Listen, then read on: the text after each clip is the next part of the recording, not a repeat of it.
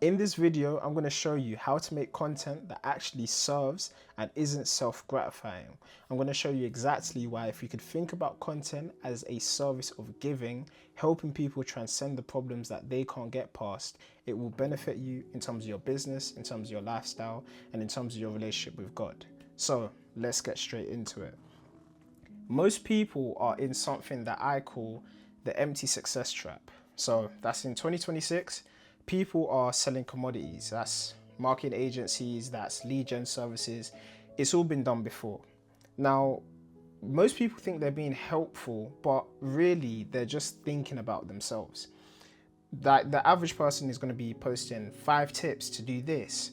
They're posting their holiday on Bali just to show you that, oh, this is what happens if you were to work with me. But everyone's doing it. Who's really at the center of thought when people are just showing holidays and stuff like that? People have loads of access to it. Even information in isolation, if the truth of what you're saying is just a Google search away, what is the value really being put into in what you're saying? And with more people that are trying to be gurus, which I'm going to get into as well, the skepticism of whether I can trust somebody that's actually saying something to me is at an all-time low. So long story short, you're just a vending machine. People use you for a quick fix, but they don't follow you because they respect you. They don't follow you because they would want to be like you. They really just follow you because you look like the person that's going to help them get to the bag. You're basically the equivalent of when girls go for footballers. You just look like you've got the lifestyle, so that's the only reason why people work with you. But on any kind of deeper level, you try to introduce them to any other part of yourself, you don't have a brand. So the result of that is that you're constantly chasing people, it's an AI generated noise, and your audience, it feels like a transaction rather than an actual person. And for me, I've worked as a videographer and I hate the feeling of not actually building relationships with people and feel like I'm helping them reach their goals.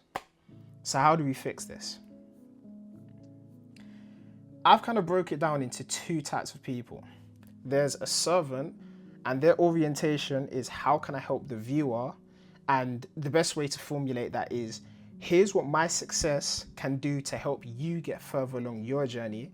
And you've got your typical content creator, which is orientated to how the viewer could help them. Look at what success has done for me. These 2 people, everyone, if you're in the info space, the online business space, you know them. Brez Scales, the moment I type them in on Google Images to get a picture of him, it comes up with a Lamborghini. That's lifestyle. That's the reason why you know him. You know him because of the nice cars he drives, because of the holidays, all of that. I'm sure that he's a great person, but instantly, that's what he's known for. Alex Harmonzi though, I type him in, it comes up with a picture of him. I don't even know what car the guy drives, but trust me, I've seen all of his videos. I've seen him with his wife. I've seen him make constant output about how you can do business, the lessons that he learned, and how hard work can help you reach your goals. He's seen as a servant of people. His brand is going to last way longer. It's going to influence way more people. Brez, he's a great guy, but the truth is people love him as much money as he's got. So he's always going to keep having to get a bigger bag, or when, God forbid, if it ever runs out, you're not going to care about him. And that's why, if you even look at Alex Harmonzi, he was able to do something like have that massive launch for his book where he closed over 100 million in a day. That's built up by being a servant, by constantly putting out content and things that could help you to achieve your goals. If we look at Jesus, what does he say? He says, the greatest amongst you will be a servant, that the last will actually be first, that the first will be last. Alex, he put himself last. Of course, it's a business space. He wants to make money. I want to make money too. That's the truth. But he done so much goodwill that then allowed him to collect it at the end. So we can use that principle to say, hey, I want to be a servant because Jesus says that the greatest of you will be a servant. So that's the difference between the 2. And I've written out that both are valuable, but one will always have more influence than another. Yeah, so both are viable, but one will always have more influence than another. So how can we work to get past this issue that, okay, cool, we're stuck being a guru. We understand that all of my content is been how my success can do this for me, how my success has done this for me, but I've not really put the time in to help the viewer become a better person. The saying that I love to say is that the measure of your greatness isn't how great you are, it's how great you can make other people. So, the paradigm shift is the messenger versus the guru. And I put it like this: to serve, you must change your identity from a salesman to a messenger. As a messenger, you're not finding a niche, you're delivering a solution. You see your knowledge as a message you are meant to deliver to somebody that's stuck in the wilderness. Let me get a bit into that. John the Baptist was the person that was baptizing people before Jesus came. He was saying that I'm laying the path for somebody's shoes I can't even tie. And John the Baptist had loads of motion. Loads of people are coming to this guy in the wilderness to get baptized. Now, you have to ask yourself, why is it so many people were influenced by John? How did he even build that much of a following? Well, it's because he had a solution. He wasn't like, oh, what's my ICP? What's the pain points of the people? No, he had a message that he believed was from God. And that's the same way we should start thinking about our content. Content is just a message. That's really what it is. I'm just delivering a message over video, over text, over whatever medium, but it's a message. Now, if I've got a message and I truly believe that it's going to help you solve your problems, and that's the important thing, is you have to believe your message is going to help. And if not, we need to work to have a message that actually helps people.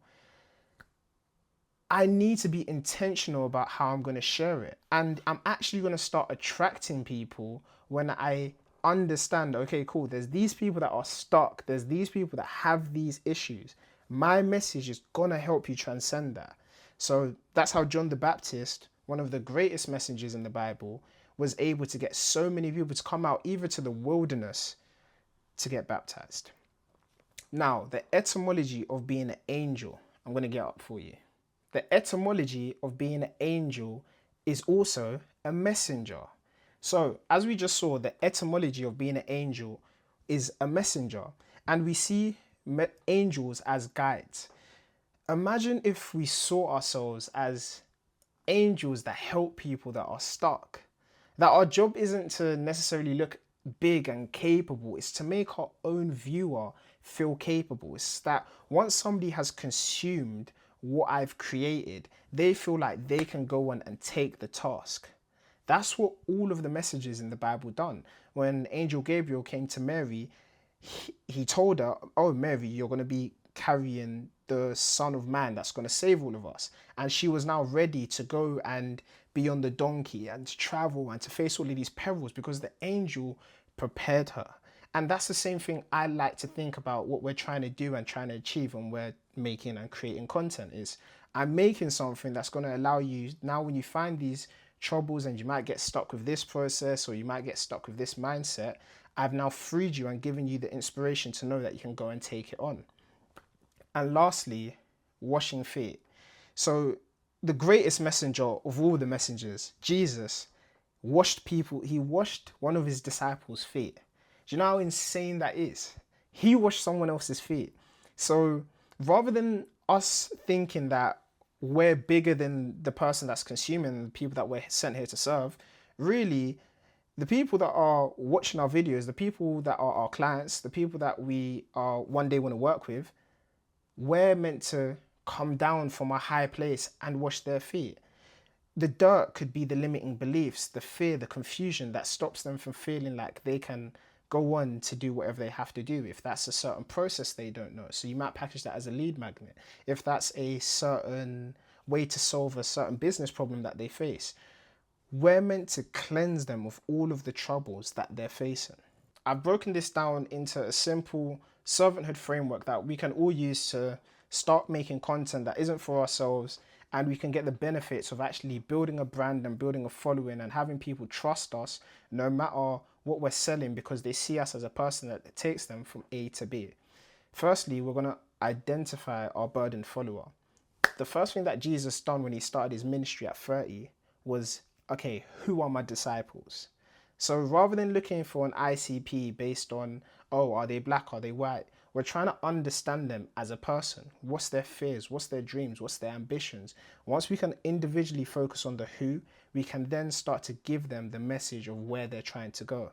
So secondly, now it's to deliver conviction. So rather than sharing tips and sharing hacks of how to do things, we start sharing truths. So if we're somebody that maybe has an appointment setting service, we start to deliver them the truth of what it's going to take for you to land certain roles. If we're somebody that has an ads agency, we're going to start speaking about the truths of what it's like to run different campaigns. We want to almost be a prophet to the problems that they're one day going to face. And then once we're able to do that, they'll see us as somebody that we can trust and that can help them achieve their goals. Number 3, which is evangelism, which is quite similar to washing the feet, is that every piece of content must have a reason. It must perform some kind of service. It's acknowledging the problem that they're facing, it's helping them change the belief that they have. And the goal of every video is as simple as, do they feel better equipped to take on the problem that they're facing? Mental, physical, spiritual. And 4th is the trust cycle. These things take time. It takes time to build trust. You need consistency. You need to show up again and again and again. If Paul only came to the church once and he never wrote all of these letters about how you can improve the church here and how to love one another and what it means like to live in Christ, he wouldn't have the brand of being such a messenger and a follower of Christ that he was. It's the multiple showing up again and again in trial and tribulation that allows him to have the name that he does. And the result of all of this is the harvest. When we focus on service and we stop chasing, we can start attracting people. People in pain, they seek out guides, and money is just the amen to the value that we've provided. It's a consequence of our servanthood. It's not the goal. And lastly, vending machines, they get replaced. That's people who are just content creators that are self-seeking, but guides and messengers build legacies that last a lifetime. So this is exactly how you can start to create content that actually serves people rather than just serves yourself. If you want help with making content or you have any kind of interest about content, just message me on Instagram. My bio is going to be in the link below, and subscribe if you found this helpful as well. Take care.